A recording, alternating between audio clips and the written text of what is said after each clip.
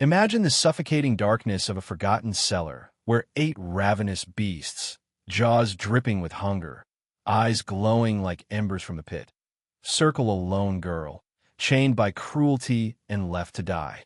But when dawn breaks, she emerges not broken, but reborn, with those demons trailing her like guardian angels, their loyalty forged in fire. Was it survival, or something divine, a whisper of judgment from above? Hold your breath, this is no legend. In the shadowed underbelly of Louisiana's bayou country, where the Mississippi's muddy veins pulse with secrets long drowned in silt and silence, a tale unfolds that defies the cold logic of history and whispers of a higher power at work. It's 1847, in St. Landry Parish, a land where the air hangs heavy with the sweet rot of sugarcane, and the sun filters through ancient cypress trees like fractured stained glass in a forsaken cathedral. Here, amid the sprawling plantations that rise like arrogant monuments to human greed, an event transpired that would scorch the earth itself, leaving behind only ashes and echoes. Court records, yellowed and brittle, speak in fragmented tongues of a young enslaved woman, no older than 19, locked in a subterranean hell with 8 starving hunting dogs. These were no ordinary curs. They were colossal shadows bred for terror, their muscles coiled like serpents, their fangs bared in perpetual snarls. Yet, after 3 interminable days and nights, she walked free, not as prey, but as their undisputed alpha, the beasts padding silently behind her in a formation that evoked the solemn procession of apostles following a Messiah. The Baroness who orchestrated this torment found lifeless in her opulent bedchamber that very dawn, her face frozen in a rictus of unspoken horror, officially deemed heart failure by trembling officials who dared not probe deeper. Was it mere coincidence, or the hand of divine retribution striking down the wicked? The plantation vanished in flames within days, its records pulverized to dust, but whispers persist in private letters archived in Baton Rouge's hidden vaults. Testimonies from neighboring landowners who beheld the impossible. A girl, ethereal in the morning mist, commanding creatures forged in cruelty as if she wielded the rod of Moses himself. This story isn't just a footnote in the annals of antebellum atrocity. It's a parable etched in blood and spirit, probing the depths of human resilience against the abyss of oppression. It challenges us to confront the biblical echoes of bondage and deliverance, reminiscent of Daniel in the lion's den, where faith and fortitude transform predators into protectors. But unlike those ancient scriptures, this account is rooted in the gritty realism of Louisiana's slaveholding society, a world where the lash of the whip mingled with the tolling of church bells, and the pursuit of profit warped souls into grotesque caricatures of divinity. The Devo estate, once a bastion of Creole opulence, became the stage for this drama, its grounds now overgrown with vines that seemed to strangle the very memory of what occurred. To unearth the truth, we must delve into the fractured archives, faded ledgers from Opelousas courthouse, cryptic journal entries from overseers, and those rare, surviving correspondences that paint a picture of moral decay and supernatural reversal. As we peel back the layers, feel the chill of judgment creeping in, the sense that some sins invite not just earthly consequences, but a cosmic reckoning that leaves the guilty hollowed out, their empires reduced to spectral ruins. Before we descend into the heart of this enigma, pause and reflect. If the mere whisper of this tale stirs something primal in your soul, a mix of dread and awe, then join our circle of seekers. Subscribe now, for we unearth these veiled histories weekly, blending the documented with the divine. And in the comments, share your corner of the world, your state, your city. Let us map the growing fellowship drawn to these shadows.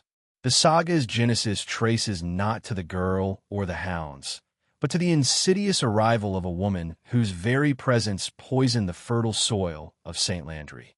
In the 1840s, this parish was a mosaic of faded French grandeur and raw American hustle, where the relentless cycle of sugarcane harvest dictated life's rhythm like a merciless metronome.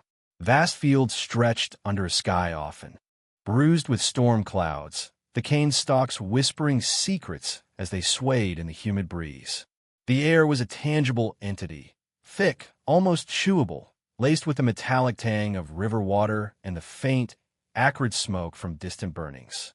Cypress swamps bordered the plantations, their gnarled roots twisting like the fingers of buried sinners reaching for redemption, while Spanish moss draped from branches like ghostly veils, swaying in winds that carried the distant wail of steamboats on the Bayou Teche.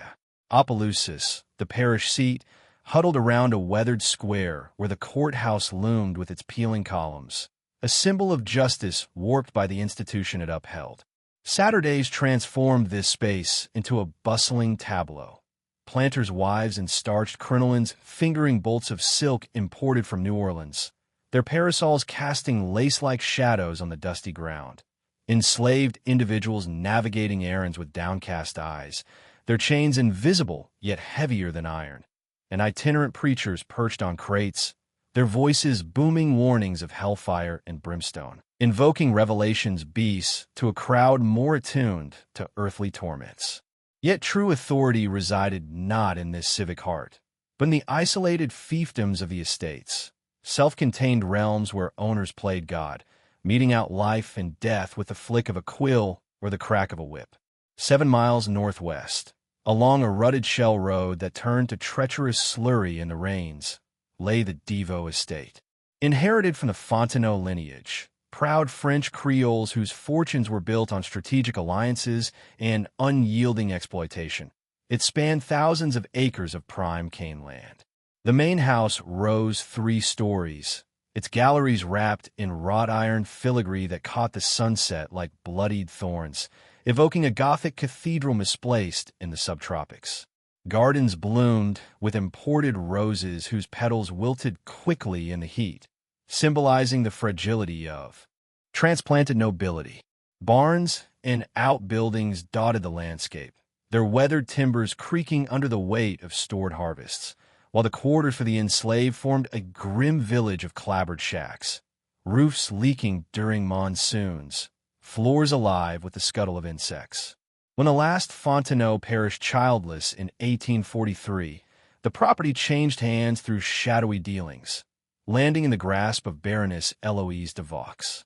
She materialized in April 1844, her carriage rumbling into Opelousas like a harbinger of famine, trailed by wagons laden with gilded trunks and a retinue of servants whose faces bore the pallor of long-suffered intimidation. Widowed from a Belgian baron whose demise whispered of poison or penury, she carried an aura of calculated enigma. Around 40, she clad herself in vibrant silks, crimson, emerald, sapphire, that clung to her form like serpent skins, her beauty a sharpened blade, etched with lines of resentment against time's inexorable march. But it was her eyes that unnerved, twin abysses of ice blue, appraising everything as chattel, stripping souls bare with a glance. She spoke French with a haughty Flemish lilt, English with surgical precision, and dismissed the local Creole patois as vulgar, a barrier she wielded like a scepter.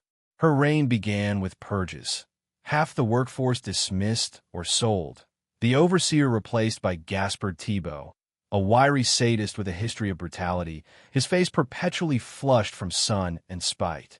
Thibault's journal, salvaged from the fire's remnants, details a regime of terror, dawn-to-dusk labors, rations skimped to bone and gristle, punishments meted out for the slightest infraction.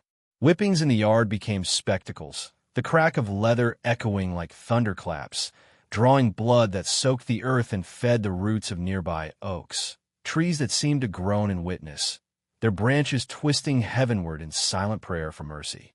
Accompanying the Baroness were her 8 hunting dogs, monstrosities bred from mastiff and bloodhound stock, each a leviathan towering 3 feet at the shoulder, their coats a mottled black and tan, muscles rippling like storm waves. Imported from Charleston, trained by a specialist in canine coercion, they were starved to a razor's edge, fed just enough to sustain their ferocity, their ribs visible under taut skin, eyes burning with primal hunger. She named them after fallen dynasties: Bourbon, Savoy, Habsburg, Hohenzollern, Romanov, Windsor, Grimaldi, Medici, a macabre jest, reducing noble legacies to beasts at her heel. Commands issued in guttural German elicited instant obedience. To others, they offered only snarls and bared fangs, their breath hot and fetid, carrying the stench of raw meat and unquenched rage. Housed in a fortified kennel behind the manor, its iron bars forged thick as wrists, the dogs paced ceaselessly, their howls piercing the night like damned souls lamenting their fate. In autumn 1844, at New Orleans' infamous auction block, a marketplace of human misery where the air reeked of sweat, despair, and the salty tang of the Gulf, the Baroness acquired her unwitting protagonist. Ledger entries preserved in the city's archives list her as female, approximate 16, Virginia origin, estate liquidation. Marginal notes hint at her recalcitrant nature, a discount applied for insubordination. $400 sealed the deal, chains clanking as she was ferried upriver to St. Landry. Christened Marguerite by her new mistress, a name evoking fragile daisies, imposed to overwrite her true identity. She stood slight at 5'4", her frame lean from chronic deprivation, hands roughened by toil, yet graceful in motion. From Virginia, she'd been groomed for domestic service until an incident marked her for sale, perhaps a defiant word, a stolen glance of equality. What set Marguerite apart were her eyes, deep pools of obsidian, unyielding, absorbing. Light without reflection, holding an intelligence that pierced the veil of subjugation. They didn't flinch under scrutiny. They assessed, plotted, harbored a spark of the divine image that slavery sought to extinguish. The Baroness, sensing this unbowed spirit, viewed it as a challenge, a soul to shatter for sport. Assigned to the manor, Marguerite scrubbed floors until her knees bled, served meals with porcelain trembling in her grasp, all under the Baroness's vigilant gaze. The first infraction came in November, a curtsy deemed tardy. 20 lashes in the yard, Thibault's whip singing through the air, carving crimson stripes across her back. Marguerite endured in stoic silence, her teeth grinding, blood trickling from bitten lips, a refusal to cry out that inflamed the Baroness like a blasphemy against her authority.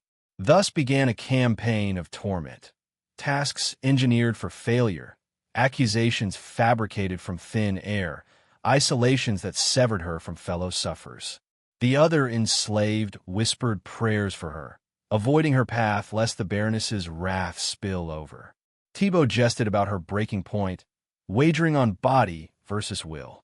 Yet Marguerite persisted, her core unyielding, a testament to the biblical endurance of the oppressed, echoing Job's trials, where suffering refines rather than destroys. The Baroness's obsession deepened, her nights haunted by visions of those defiant eyes, symbols of a rebellion she couldn't quell. Spring 1845 brought a fleeting respite. The Baroness's estranged consort from Charleston arrived unannounced, his presence softening her edges. For 2 weeks, the estate breathed easier, Marguerite fading into the background amid lavish dinners where crystal clinked and laughter masked underlying venom. Whispers spread of the Baroness's potential departure, a collective exhale of hope. But he vanished as abruptly, leaving her soured, her demeanor twisting into something infernal. Thibault's logs note intensified kennel sessions. The dog's rations halved, their aggression honed through cruel drills, barks evolving into guttural roars that shook the night. A cellar was excavated beneath, 8 feet square, earthen floor chill as a grave, walls of unplanned cypress sealing out light, accessed via a trapdoor padlocked against escape. Its purpose? Unspoken, but pregnant with malice, evoking the pits of Sheol where the wicked consign the innocent. Marguerite, relegated to invisibility, navigated this lull with wary vigilance, her routines a liturgy of survival. Dawn risings in the dim quarters, with a scent of lye and sweat mingled, polishing silver until it gleamed like false promises, laying fires that crackled with reluctant warmth. She spoke little, her thoughts a private sanctuary, perhaps reciting fragments of scripture smuggled from clandestine gatherings. Verses of liberation, of lions tamed by faith. Then, on May 17th, 1847, the storm broke. A dawn shrouded in oppressive humidity, the sky a leaden canopy, air thick as syrup. Marguerite stirred before a light, emptying pots whose contents steamed in the cool, igniting hearths that spat sparks like accusations. The manor slumbered, save for the soft pad of feet and the distant crow of roosters heralding judgment. At 8, amid the dining room's polished mahogany and crystal chandeliers casting prismatic ghosts, she buffed silverware, the metal cool against her calloused fingers. Footsteps thundered from above, premature, urgent.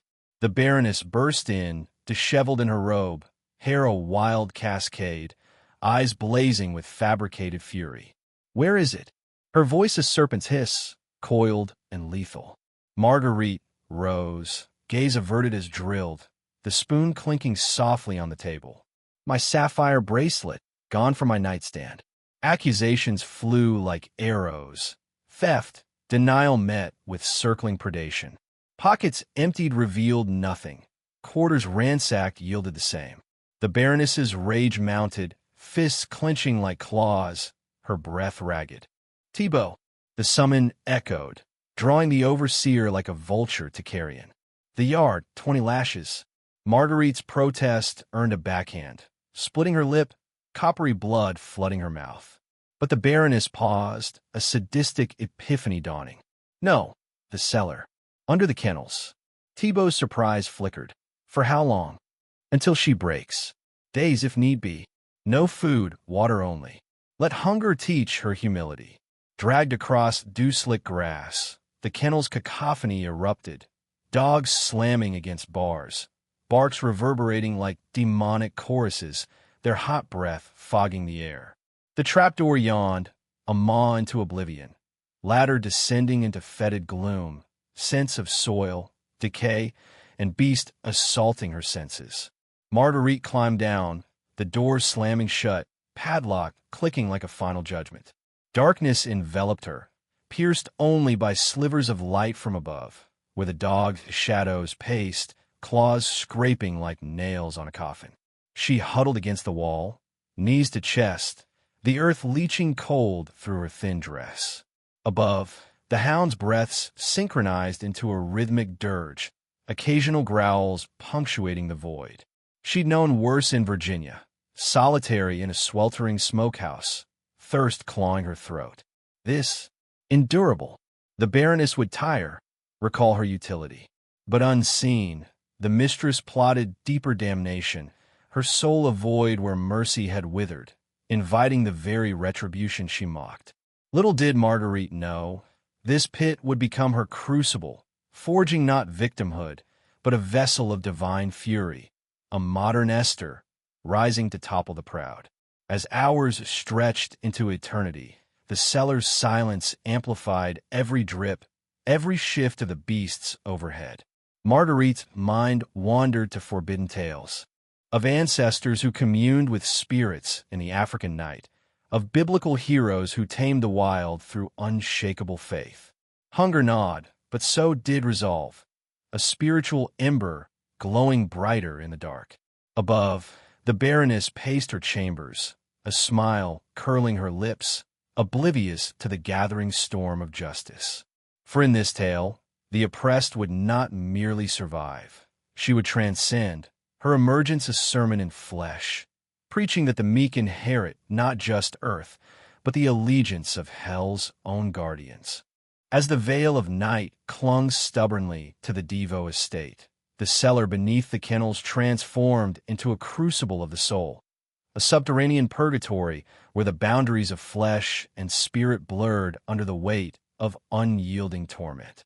In St. Landry Parish, 1847, where the humid dawn broke with the distant lowing of cattle and the rustle of cane fields stirring like restless spirits, Marguerite's ordeal deepened into something biblical, echoing the trials of Jonah in the whale's belly or job assailed by afflictions. The first 24 hours slithered by in a haze of muted agony. Not yet the cataclysm of crisis, but a slow erosion of the body's defenses. Gaspard Thibault, the overseer with his sunburnt scowl and perpetual twitch of the riding crop, descended twice, at the blush of dawn and the bruise of dusk. He lowered a tin cup on a frayed rope, its metallic tang cutting through the musty air, wordless as a grave digger. Marguerite drank greedily, the water cool and laced with the faint bitterness of well-drawn depths, her parched throat contracting in silent gratitude. Above, the 8 hounds, those colossal sentinels of savagery, gradually attuned to her presence below, their initial frenzied barks subsiding into the rhythmic huff of beasts resigned to routine. She curled against the earthen wall, the ground hard and unforgiving like the stone altars of ancient sacrifices, her body adapting with the resilience of the oppressed, mind deliberately voided of despair to preserve what fragments of strength remained. Sleep came in fitful snatches, haunted by visions of Virginia's fields, where the sun baked the soil into cracked parchments of memory. The second day ushered in the serpent of true hunger, coiling tighter with each passing hour. It was no mere pang, the chronic companion of enslaved existence, but a voracious void that gnawed at her innards, sending cramps rippling like waves across a storm-tossed bayou. The darkness pressed in, thick and tactile, wrapping around her like the shroud of Lazarus before his rising, oppressive, eternal, distorting time into a malleable torment. Hours elongated into infinities, then snapped short without warning. She marked them by Thibault's deliveries, those 12-hour beacons, but the intervals warped under dehydration's haze. Her tongue swelled, a dry sponge in her mouth, and the air grew stale, heavy with the mingled scents of dog musk filtering through the floorboards, straw, fur, and the acrid undernote of controlled starvation. Yet in this abyss, a spiritual flicker ignited. Marguerite whispered fragments of psalms she'd overheard in clandestine gatherings, words of endurance from the book of Exodus, where the Israelites wandered the wilderness, their faith tested by manna withheld. "The Lord is my shepherd," she murmured to the shadows, her voice a threadbare prayer, drawing solace from the divine promise that even in the valley of death's shadow, no evil would prevail unchecked. By the third day, betrayal deepened the wound. Thibault vanished, his footsteps absent from the creaking planks above. Marguerite strained her ears, every sense heightened in the void, hearing only the dog's occasional whines, like lamentations from chained demons. Her mouth turned to dust, lips cracking like parched riverbeds, and hunger evolved into an all-consuming deity, demanding worship through every throbbing vein. She called out once, her voice fracturing like brittle cane stalks, "Water!" But it echoed back unanswered, swallowed by the earthen walls. The day dragged on, a relentless procession of isolation, her body weakening, mind sharpening on the whetstone of desperation. That night, the fourth in her entombment, alien footsteps approached, lighter, swifter, accompanied by the silken hiss of skirts brushing wood. The Baroness Eloise de Vaux, her silhouette a specter in the gloom, hovered above like a fallen angel presiding over damnation. "Are you thirsty, Marguerite?"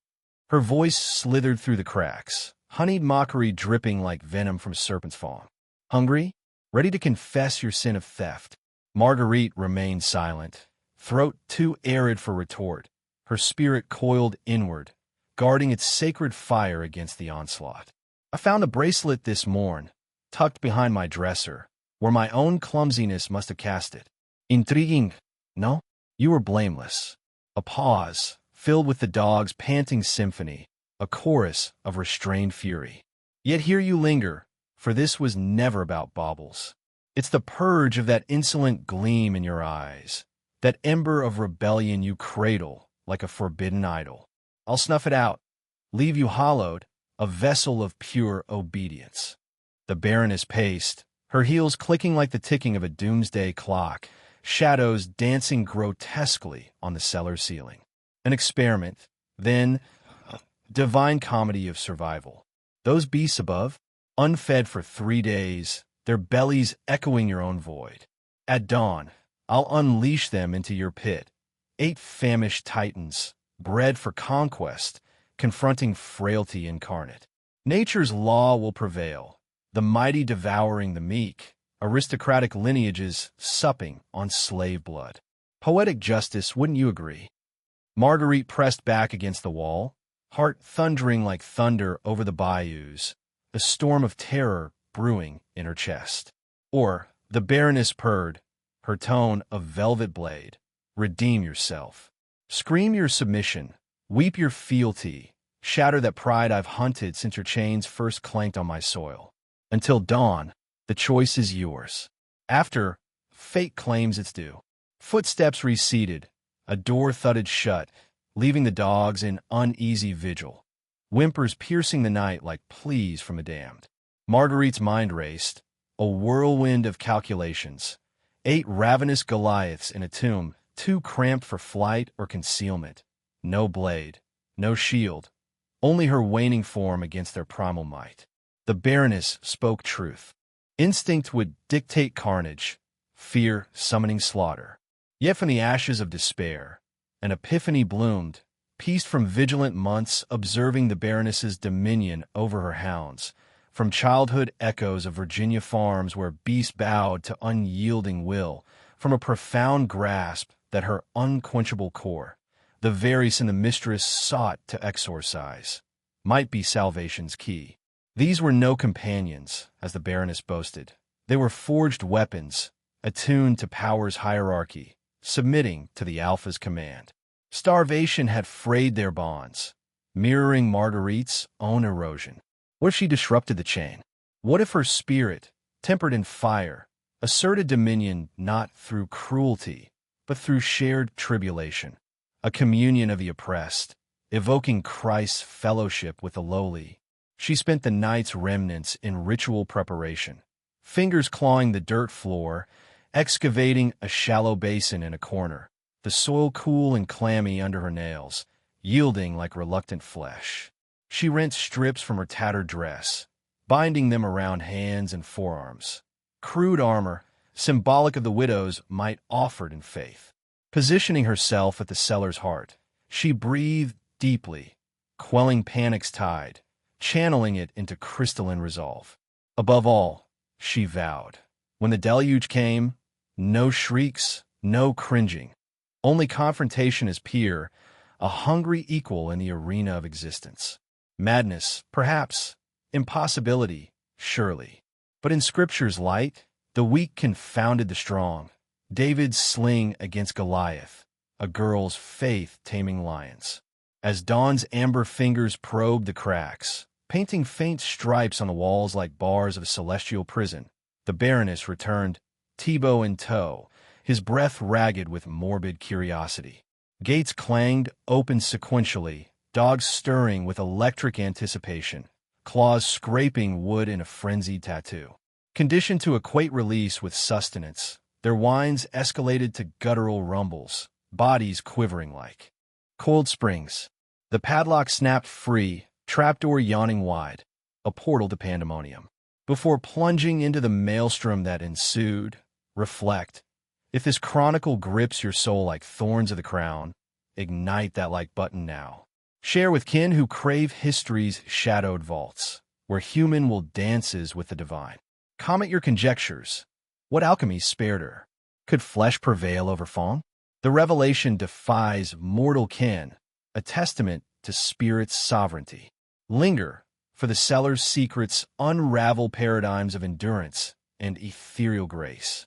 The inaugural descent. Bourbon, the behemoth at 130 pounds, navigated the ladder with uncanny poise, his mottled hide a tapestry of earth tones, eyes adjusting to the dim like a predator emerging from Hades. He alighted, pivoting toward Marguerite, frame rigid, lips curling to unveil ivory daggers. 3 days' famine had raised civility's veneer. He was essence distilled, hunter incarnate, scenting quarry. Marguerite stood sentinel in the core, feet rooted like ancient oaks, bandaged hands lax, gaze meeting his not defiant glare, but vigilant communion, acknowledging the beast's sovereignty while claiming her own. He circled port side. She pivoted, sustaining the bond, body aligned as in sacred rite. Savoy followed, lithe and skittish. Habsburg, robust. Romanov, sleek. In mere moments, the octet filled the crypt, their bulk compressing the air, breaths a thunderous gale redolent of decay and want. Above, the trapdoor framed the Baroness's visage, haloed in sunrise, a mocking Madonna. No cries. Thibault muttered, bewilderment creasing his brow. Patience, she retorted, conviction wavering like candle flame. The pack orchestrated, Bourbon vanguard, Windsor and Grimaldi flanking, a tactical noose in confined quarters.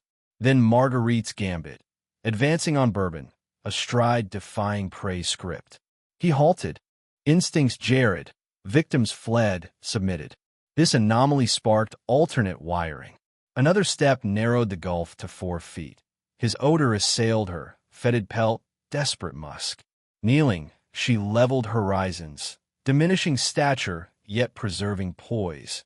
Not capitulation, but parity. Hand extended in gesture of accord, not alms or assault.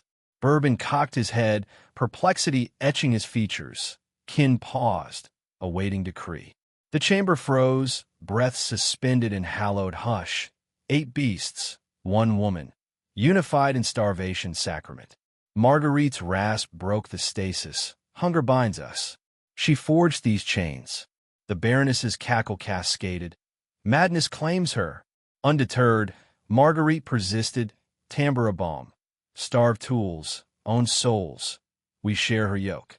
Shifting to her prepared nook, she delved anew, unearthing a rodent corpse. Cellar's vermin, felled by toxin, preserved as providence. Dogs transfixed.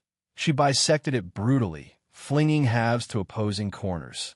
Chaos brief. Bourbon seized one amid scuffles, Windsor the other. Repast devoured, gazes returned, not predatory but expectant. This biped dispensed sustenance, alliance dawned. Won't suffice, the Baroness sneered. Teased appetites crave more. Yet equilibrium tilted. Marguerite reclined against the wall, pulse racing beneath calm facade. Dogs probed, muzzles insistent, arms, limbs countenance. She yielded without recoil, permitting olfactory imprint sans terror's taint. Bourbon nudged her sternum. She reciprocated with tentative scratch, his tail flickering, ears easing, a pact sealed in touch. Surrounded by lethality, she endured. They clustered, not aggressing but acclimating. Thibault's journal later chronicled, against nature's edict in 3 decades hound mastery. No assault. Instead, repose amid her, warmth shared in mutual captivity. Marguerite murmured litanies, tonal anchors forging fraternity, not dominion. Solidarity supplanted subjugation, a spiritual inversion. Beasts, molded by fear, yielding to empathy's whisper. The Baroness observed, ire mounting. German imperatives reigned, ignored. Midday rations hurled incited no melee. Orderly feast, Bourbon proffering Marguerite a morsel, divine manna from unlikely hands. Ow, she demanded, voice fracturing. Spectators amassed, staff agog at miracle. Afternoon, Marguerite ambulated deliberately. Dogs shadowed, formation guardian now. Ladder neared, they arrayed defensively. Evening crystallized reversal. Not menace, but bulwark. Loyalty eroded, supplanted by bonds of shared affliction. A holy rebellion, where the lowly exalted, change transmuted to covenant. As the sun clawed its way over the horizon on May 21st, 1847, casting elongated shadows across the Devo estate like accusing fingers from the grave, the air thickened with the portent of irreversible doom. In St. Landry Parish, where the bayous murmured ancient curses and the sugarcane fields rustled like pages from a forbidden tome, the Baroness Eloise de Vaux confronted the shattering of her illusory dominion, a cataclysm not of flesh alone, but of the soul's eternal ledger.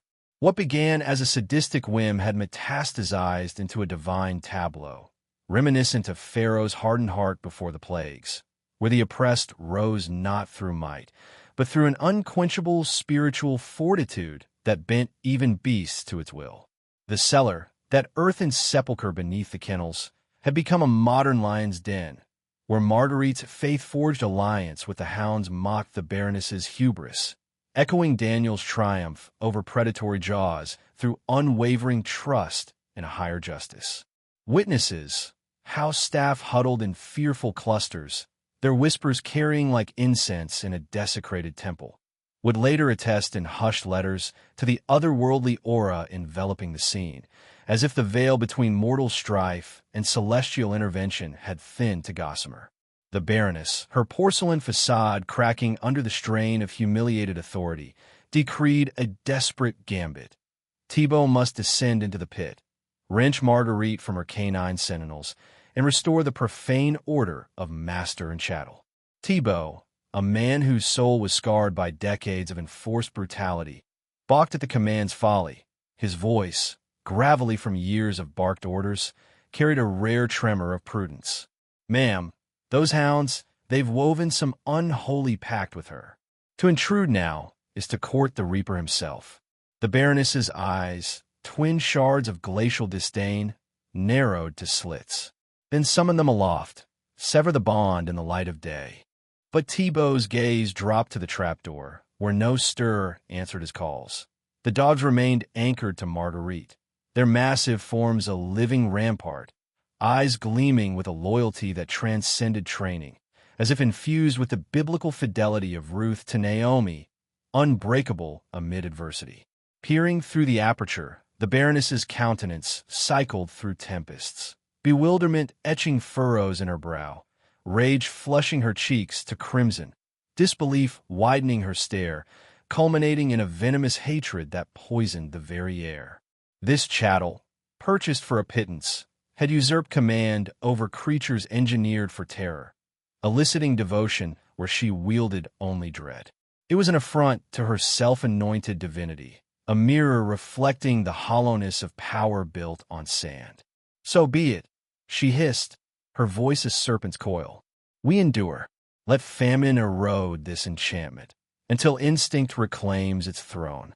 The trapdoor slammed shut, the padlocks click resounding like the ceiling of a tomb, entombing Marguerite and her allies in renewed obscurity. Below, in the fetid gloom redolent of sweat-soaked fur and earthen dampness, Marguerite huddled amid the press of warm bodies, 8 hounds encircling her like guardian seraphim, their breaths sinking in a rhythmic hymn of solidarity. She discerned the Baroness's stratagem, starvation as the ultimate arbiter, pitting survival against fellowship. Yet in this shared vigil, a spiritual communion blossomed, echoes of Christ's wilderness temptation, where deprivation forged unbreakable resolve. How long could primal urges be subdued by bonds of mutual suffering? The crucible would test not merely flesh, but the essence of redemption. 72 hours unfurled in agonizing slowness, a temporal purgatory where the Baroness paced her opulent chambers, ears straining for the cacophony of betrayal that never materialized. Thibaut's reconnaissance yielded only spectral reports, faint shuffles, subdued whines. A collective hush that belied the frenzy starvation should incite. The dogs, gaunt ribs pressing against hides like barren branches, conserved vigor and stoic repose, their alliance a testament to Marguerite's gentle sovereignty, a leadership born not of lashes, but of empathy's quiet flame. The Baroness's assurance fractured, sleep eluding her as nightmares of upended hierarchies clawed at her mind, visions of biblical uprisings where the mighty fell before the humble. Whispers rippled through the estate like ripples on a stagnant pond, field hands pausing mid-toil to murmur of miracles, house servants exchanging glances laden with hope's spark. For days Marguerite had defied the abyss, transforming predators into brethren, an act evoking the apostles' unity at Pentecost, where diverse souls coalesced under divine inspiration. Dawn of the 4th day, May 21st, broke humid and foreboding, clouds massing like heavenly hosts preparing judgment. The Baroness, driven by a desperation that gnawed deeper than any hunger, abandoned cunning for brute confrontation. Sleepless nights had hollowed her eyes, her silken gowns now clinging like shrouds to a frame taut with unraveling control. She summoned Thibaut to marshal the male retainers. 5 sturdy souls, their calloused hands gripping poles fashioned for subduing beasts, tips blunted yet ominous in the dim light filtering through kennel slats. "We breach the veil," she proclaimed, her tone laced with feigned poise. "Extract the curs singly, secure them, then claim the witch for retribution." Thibaut, sweat beading on his sunburnt forehead despite the morning chill, ventured dissent once more.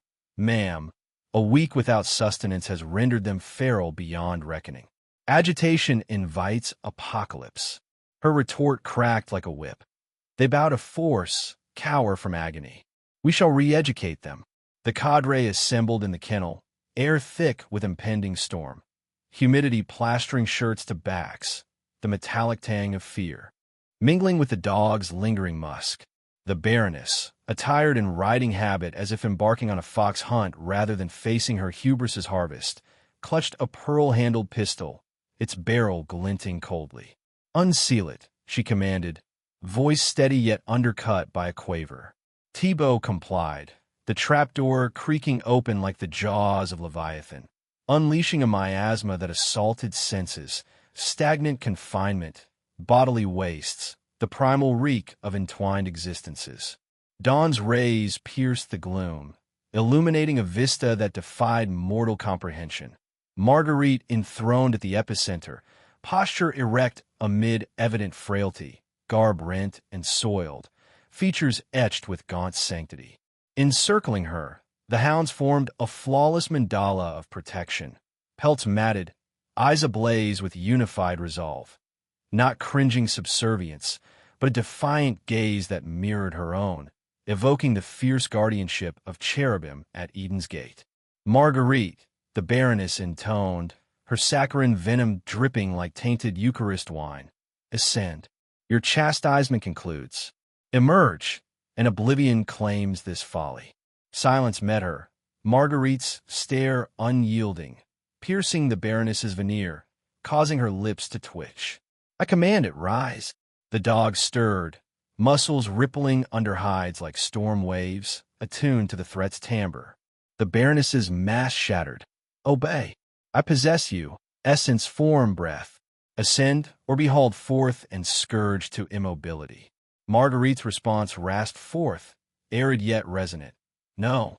The syllable echoed like a prophet's decree, staff striking rock to summon waters. Witnesses shifted, a flickering in their eyes. "What?" The Baroness spat, pallor draining to ash. "No auselation. We ascend as one, 9 souls, or perish united. Your reign ends here." This insurrection pierced the Baroness's core, her empire of entitlement crumbling before a bondservant's audacity. As retainers edged forward, poles poised like lances of judgment, synchronicity unfolded. The hounds rose in unison, a choreographed phalanx interposing between ladder and charge, Bourbon advancing with lowered crown, snarl unveiling fangs in a vow of carnage. Baptiste, seasoned in canine lore, recoiled from the wrong. "Not for any wage, ma'am. That beast heralds death." "Then prolong the siege," the Baroness snarled. "Seal them till frailty prevails." Thibaut interjected softly. "Pardon, but week's famine has forged, not fractured. Your design falters." Her fury pivoted. "Treason? You'll join her fate. Merely truth. Escalation invites ruin." Gazing into the chasm, Thibaut beheld the miracle, a fusion transcending species, a parable of liberation where the yoked recognized their common oppressor. Pragmatism overrode cruelty. Permit her assent with them. Observe an expanse. Surrender? Never. With deference, surrender dawn days past. Question is containment or catastrophe. The Baroness teetered on indecision's precipice, her paradigm of supremacy fracturing against this spiritual insurgency. Marguerite's voice ascended anew, fortified by righteous indignation. I ascend. They accompany. Seal us to mutual demise, swift now, or yield. Victory eludes you. Insolence. I sought your quenching, that defiant spark. Whips, hunger, degradation failed, death's maw beckoned. Yet you endure, intact. These beasts perceive your essence as I do. Venom cloaked in velvet. Pistol elevated, quivering in grip, the Baroness aimed into the void, rage and terror entwining like thorns. One shot ends this. Indeed, Marguerite countered, unleashing 8 unbound furies through solitary egress, past men quaking. Fire, and reap the whirlwind. Bluff or prophecy? Hounds coiled, eyes locked in predatory vigil, air electric with imminent violence. The standoff tautened, a bowstring at breaking, pregnant with bloodshed specter.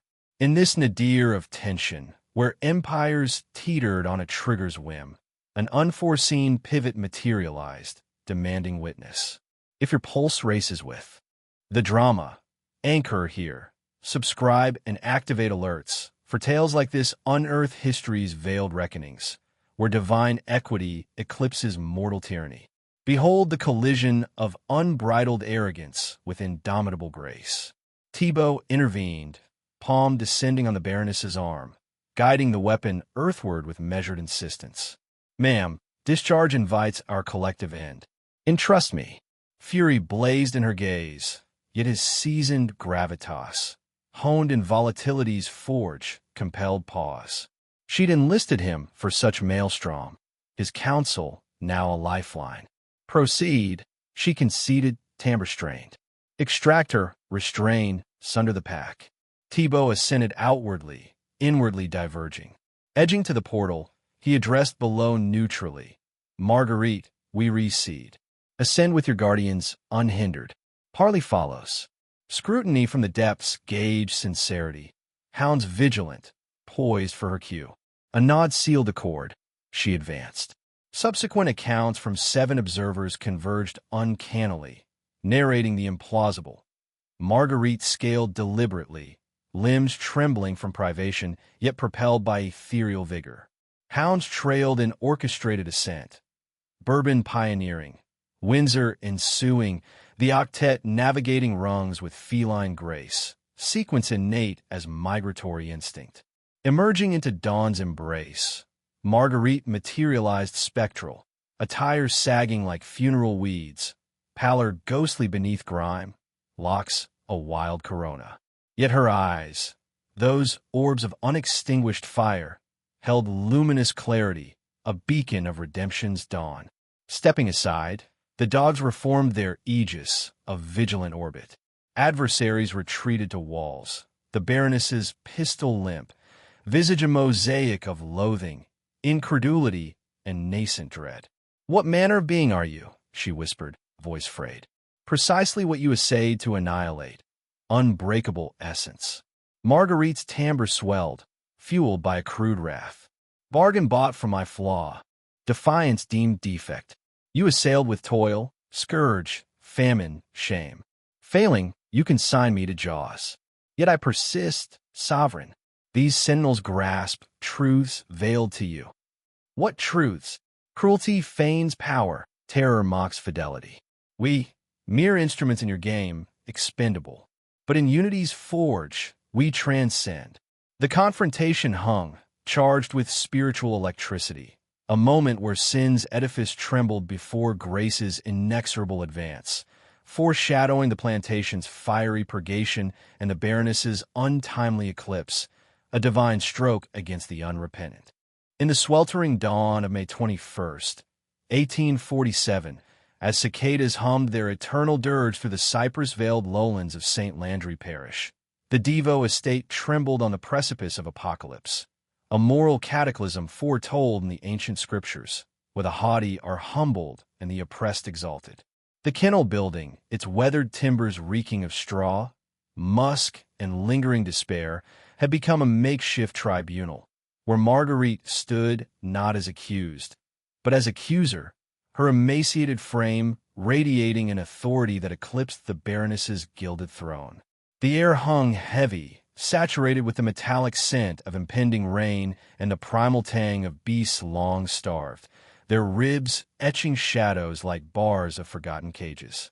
8 hounds encircled her in flawless symmetry, a living testament to solidarity forged in the crucible of shared torment, eyes gleaming with a loyalty that mocked years of conditioned terror. This tableau evoked the prophetic visions of Isaiah, the wolf dwelling with the lamb, predators transformed by the innocent's unyielding grace, a divine inversion where cruelty's instruments became vessels of justice.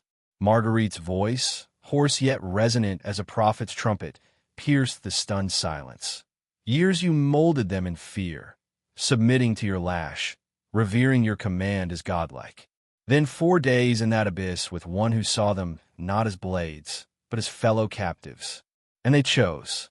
The Baroness's retort erupted, a brittle cackle devoid of mirth, echoing hollowly off the rafters like the laughter of the damned. Victory? Delusion. They are mere brutes. You, chattel. I, sovereign here. This farce ends in irons for you, cages for them. Existence unaltered. Marguerite advanced, her bare feet stirring dust motes that danced like liberated spirits in the slanting light. The dogs synchronized flawlessly, a phalanx of muscle and fawn. No, all bear witness. Your murder plot exposed, your dominion over these souls fractured. Whispers will ripple to the fields. How long till another defies? Fear crumbles when invincibility shatters. The Baroness's visage contorted, fury flushing her cheeks, then draining to pallid ice, settling into a glacial wrath that masked deeper dread. Thibaut sees her, force unbound. Yet the overseer froze, his crop limp in sweat-slicked palm, gaze flickering between Marguerite's unbowed stance and the hound's vigilant poise. The retainers mirrored his paralysis, backs pressed to rough-hewn walls, breath shallow. Power's facade had fissured. The Baroness's reign, propped on unassailable terror, teetered as certainty evaporated. Mutiny! She shrieked, timbre ascending to hysteria. Insurrection! Prosecution awaits you all. Words faltered as Marguerite pressed forward. Instinctively, the Baroness recoiled, a single, damning retreat from one she deemed subhuman. That involuntary step reverberated like thunder. The tyrant had yielded ground, fear betraying her before her court. Unimpeded, Marguerite proceeded toward the kennel's yawning portal, sunlight framing her like a haloed saint emerging from Sheol. The dogs shadowed in solemn procession, their pads whispering on packed earth. Men parted as the Red Sea before Moses, eyes wide with awestruck reverence, bodies flattening against barriers. At the threshold, Marguerite halted, pivoting with regal deliberation. I depart. These guardians accompany. Halt me. Shoot a fleeing back amid witnesses, or release. Either path proclaims your defeat. The Baroness's rejoinder quavered. 10 miles scarce. You'll dangle in chains by dusk. Mercy, a forgotten dream. Perhaps. Yet freedom's breath, even fleeting, eclipses your yoke.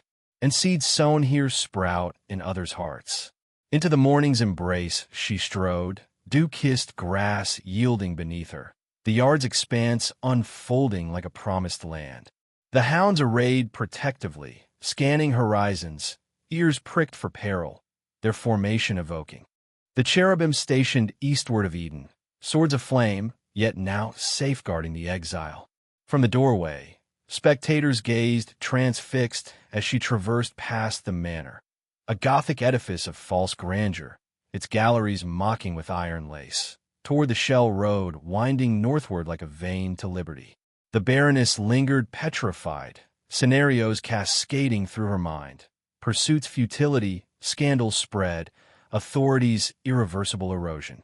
Then, pistol rising in trembling arc, she discharged, a crack splintering the humid veil, bullet burying harmlessly in distant oak bark, whether mercy or misaim lost to history. The report summoned souls from quarters and fields, Laborers pausing mid-stroke, hosts suspended, domestics spilling from doorways, aprons fluttering like surrender flags. They beheld Marguerite's steadfast recession, canine vanguard intact, the Baroness silhouetted in smoke-wreathed fury, Thibaut restraining her arm. "Release her," he pleaded, voice laced with scriptural urgency.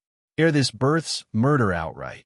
Yet her ears sealed against counsel, eyes transfixed on the receding symbols of her undoing, former possessions pledging fealty to the despised.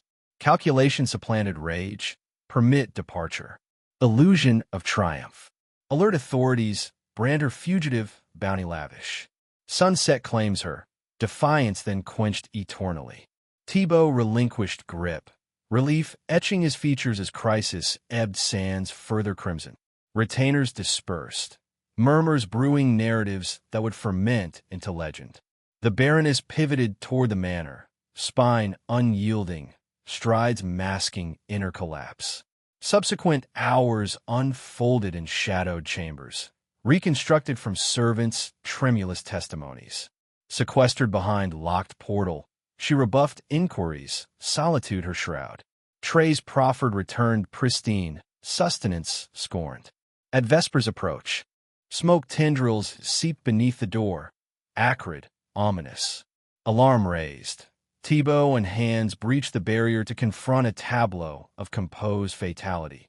The Baroness reclined upon silken counterpane, hands serenely crossed, countenance serene as if in eternal repose. No tumult marred the scene, save the faint, herbal bitterness lingering. Summoned physician pronounced cardiac cessation, yet scrutiny of her bespoke infusion, brewed from gardens' sinister blooms. Foxglove's lethal bells, monkshood's venomous hoods, betrayed deliberate alchemy. Parish ledger inscribed, Eloise de Vaux, 41, succumbed to heart's betrayal, circumstances benign, signatories affixed, eyes averted from truth's glare. Whispers, however, wove darker tapestry, self-orchestrated exodus, preferring oblivion to humiliation's sting, authority's edifice raised by one deemed unworthy of breath. Within 7 dawns, flames devour the estate. A conflagration deemed lamplight mishap in annals, yet ignited synchronously across wings by unseen hands.